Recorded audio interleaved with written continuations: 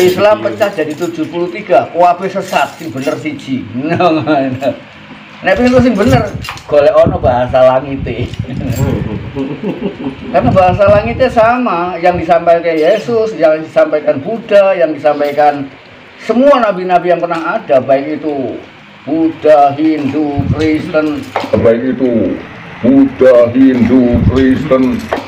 sama bahasa langitnya. Tapi ketika masuk ke dalam bahasa manusia, bahasa kata-kata menjadi beda.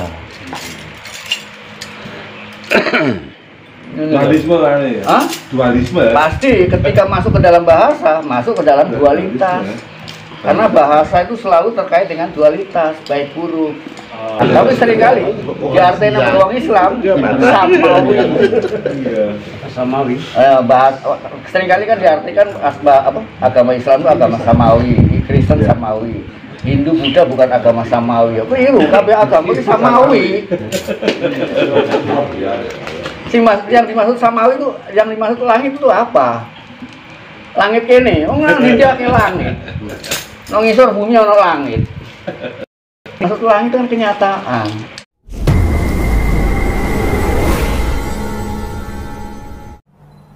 Agama samawi itu, samawi artinya langit. Agama yang diturunkan Allah. Inna dina indallahil Islam. Agama ardi, agama yang dibuat-buat manusia.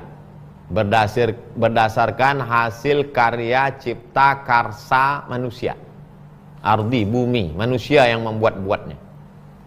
Ada juga asalnya agama samawi, cuman dibengkokkan oleh manusia.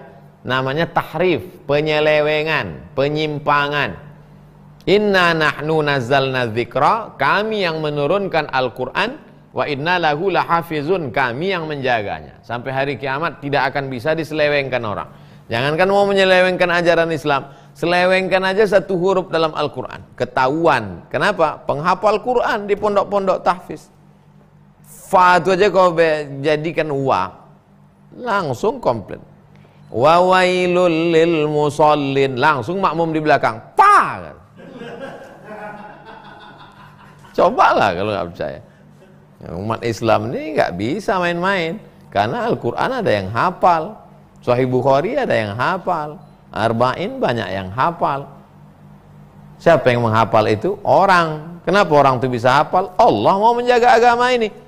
Jadikanlah anak-anak kita termasuk salah satu yang dijadikan Allah sebagai penjaga agama ini. Siapa dia? Penghafal Quran.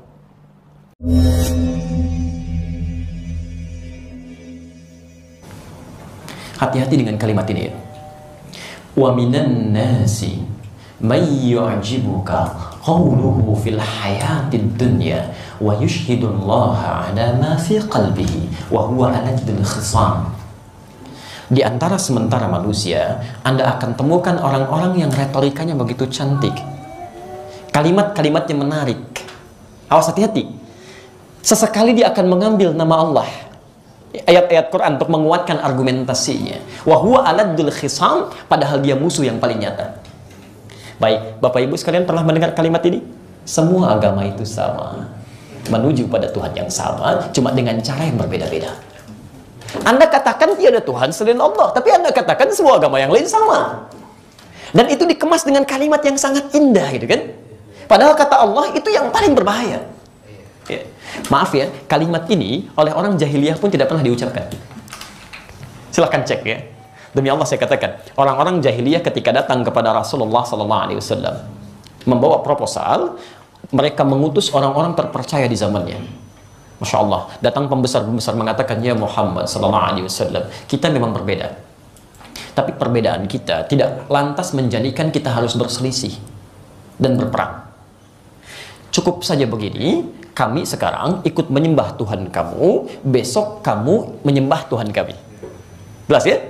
Turunlah kemudian Quran surah Al-Kafirun itu. Qul ya ayyuhal kafirun, la a'budu ma ta'budun. Ujungnya lakum dinukum. Kenapa kalimat ini muncul, lakum dinukum waliyadin, untukmu yang kamu sembah, untuk saya agama saya? Karena mereka pun mengatakan di awal kita beda. Jadi maaf ya, sebodoh-bodohnya orang jahiliyah masih paham ada perbedaan di situ. Sepintar-pintar atau yang mengaku pintar orang sekarang masih bisa mengatakan semua agama sama. Jadi orang jahiliyah kalau mendengar kalimat itu pun akan kaget juga tuh. Hati-hati ya. Betul, betul, itu disebutkan oleh Nabi. Ya. Antum kalau punya kitab Sahih Muslim, ini sering saya sampaikan, nanti buka jilid yang pertama ya. Kalau kitabnya sama dengan kami, itu silahkan yang ada syarahnya, syarah Sahih Muslim. Ya. Syarah Imam An-Nawawi ada 9 jilid di situ. Antum cari jilid yang pertama, ada di halaman 111, bab yang keempat, hadis nomor ke-6 dari Abu Hurairah. Ya. Posisinya sebelah kiri paling atas.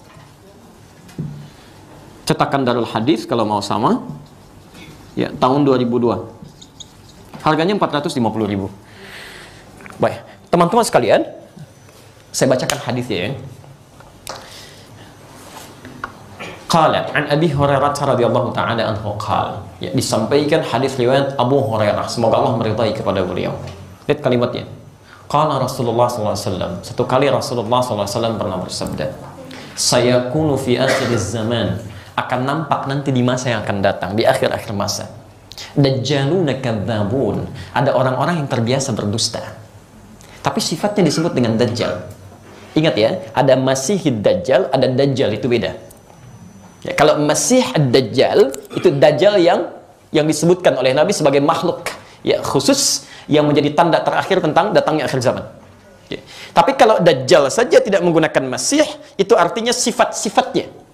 Ada orang-orang yang wujudnya manusia tapi memiliki sifat-sifat Dajjal. Kalau Dajjal pintar atau bodoh? Sudah pernah lihat?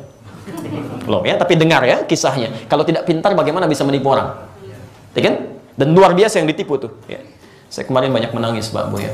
Dan kita harus banyak bermohon kepada Allah untuk dilindungi. Baru muncul satu orang saja yang dengan modus menggandakan atau mengadakan uang, itu yang bisa mengagungkan, mengangkat puluhan ribu orang. Bagaimana kalau Dajjalnya yang muncul? Yang dia tunjuk langit hujan bisa hujan, tanah kering subur bisa subur gitu ya. Makanya tidak ada yang paling dikhawatirkan oleh Rasulullah SAW kecuali Dajjal ini yang terakhir ya. Tapi kata Nabi, akan muncul orang-orang di akhir masa yang punya sifat seperti Dajjal, orang pintar maksudnya, tapi terbiasa menipu. Tapi awas, aksi tipu-tipunya itu bukan urusan bisnis, bukan urusan dunia, tapi yuhadditsunakum bima lam tasma'uhu wa la yasma'unahu aba'ukum. Akan bicara kepada Anda tentang hal agama kita yang bisa membuat kita kaget. Jangankan Anda yang kaget, kata Nabi. Orang dulu pun kalau dengar pernyataannya itu akan ikutan kaget. Ya. Jangankan Anda, kata Nabi, orang dulu pun kalau mendengar pernyataannya akan ikutan kaget saking anehnya pernyataannya. Masya Allah, iyyakum wa iyyahum. Hati-hati dengan mereka, mereka bahaya. Waspada, kata Nabi. Jadi kalau Anda mengatakan semua agama itu sama, menuju pada Tuhan yang sama, caranya beda-beda, jangankan kita yang kaget, orang jahiliyah bisa ikutan kaget. Ya, karena mereka pun tidak memahaminya. Nah, jadi teman-teman sekalian, hati-hati kalau ada orang-orang bersikap seperti ini, ada yang ikut-ikutan demikian, mengatakan Allah Tuhan, tapi salawatnya di tempat ibadah orang lain. Mengatakan Allah Tuhan, azannya di tempat ibadah orang lain, itu melanggar sifat uluhiyah.